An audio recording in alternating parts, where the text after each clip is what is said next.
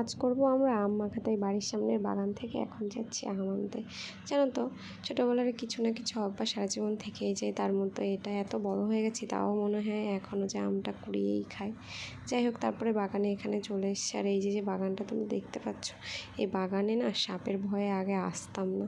এখন আর আম পড়ে থাকে, তার জন্য আর ভয়ও লাগে না। যাই হোক, তারপরে আমি, বোন আর পায়েল অনেক আম পড়েছিল, সেগুলোই সব কুড়িয়ে নিচ্ছিলাম।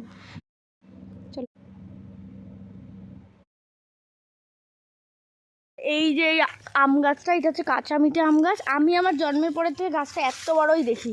এটা মানে, হ্যাঁ, এটা মানে 100 বছর পুরনো আম গাছ এই গাছটা।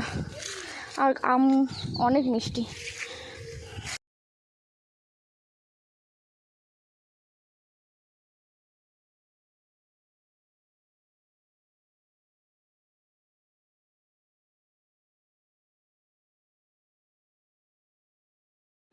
এই বছরে কুচি আম মাখা।